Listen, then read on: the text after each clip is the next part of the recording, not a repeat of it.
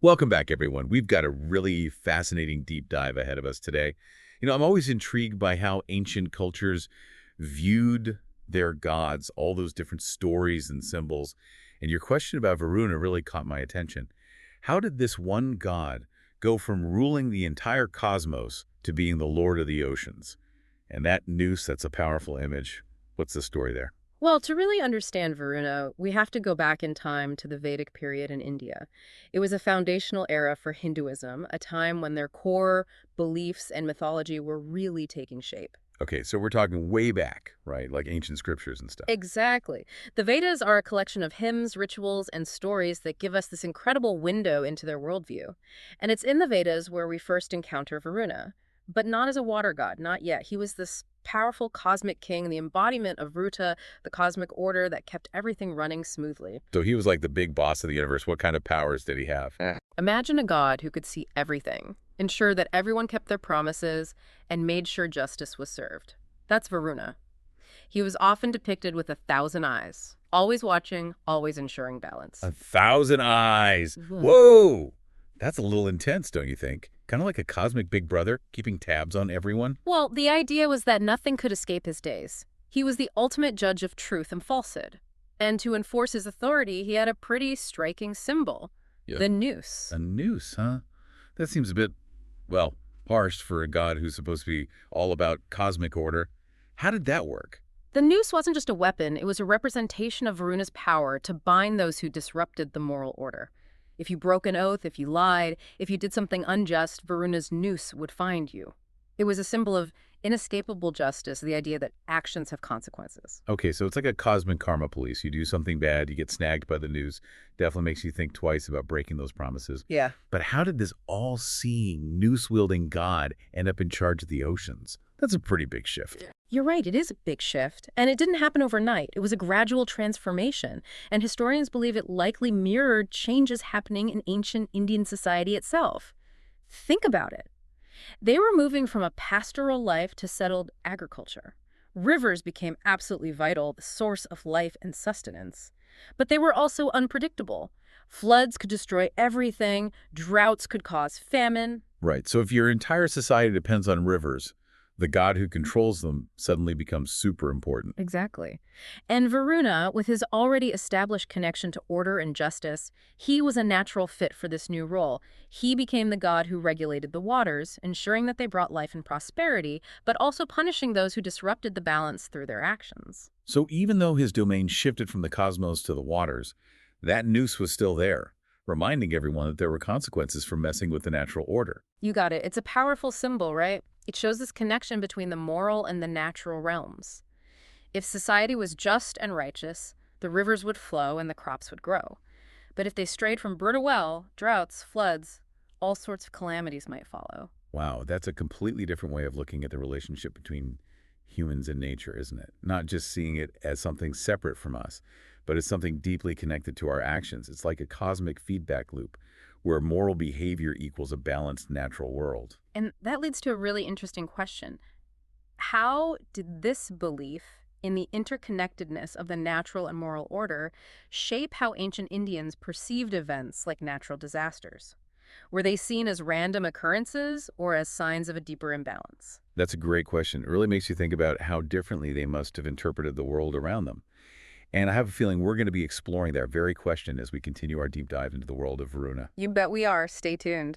All right, so before the break, we were talking about this fascinating idea that ancient Indians believed there was a direct link between the moral and natural order. If society behaved well, then the rivers would flow and the crops would grow. But if they strayed from the path of Ruta, well, then things could go wrong. It makes you wonder what they thought caused natural disasters. Did they just chalk it up to bad luck? Or did they see it as a sign of something deeper, something out of balance? That's a great question, and it really gets to the heart of how ancient Indians viewed their relationship with the divine. You see, they didn't necessarily see natural disasters as random acts of nature. Instead, they often interpreted them as consequences of moral transgressions, a sign that society had somehow fallen out of alignment with Rita. So it's like a cosmic wake-up call. A message from Varuna saying, hey, you guys need to get your act together. Precisely. It was a powerful way to encourage ethical behavior, wouldn't you say? If you believe that your actions can directly impact the balance of the natural world, you're going to think twice before doing something that might upset that balance. That makes a lot of sense. It's a much more interconnected way of viewing the world than we're used to today. But it also seems like it could put a lot of pressure on individuals.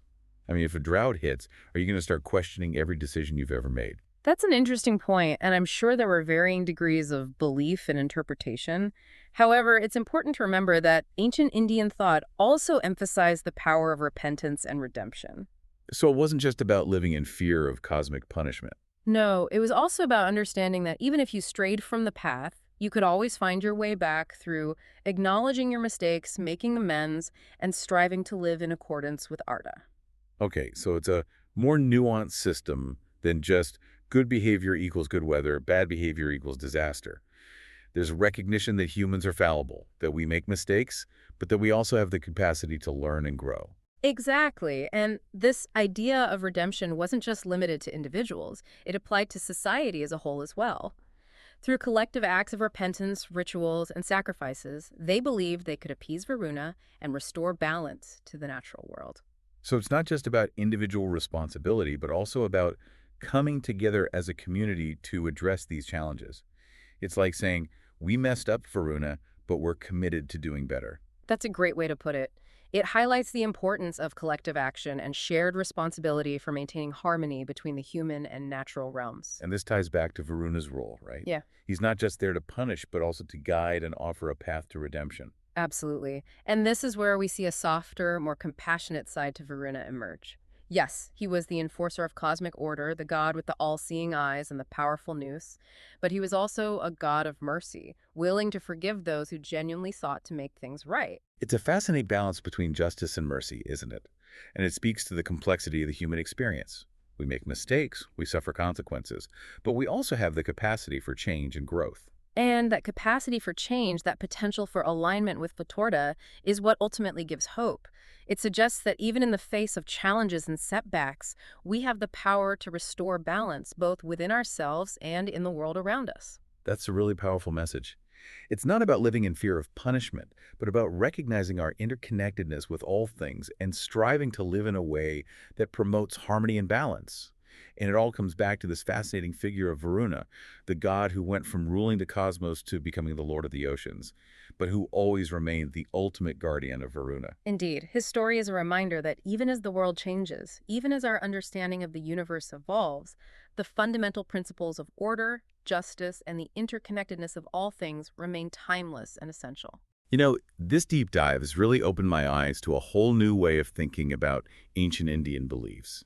And I bet you, our listener, are feeling that same sense of wonder and insight. It's amazing how exploring the mythology and symbolism of a figure like Varuna can lead us to such profound questions about our own place in the universe and our responsibility to maintain balance and harmony. As we approach the end of our deep dive, it's important to reflect on what we've learned and to consider how we might apply these insights to our own lives. What stands out to you, listener? What new perspectives have you gained? And perhaps most importantly, what questions are still swirling in your mind? Keep those questions close, for they are the seeds of further exploration and understanding.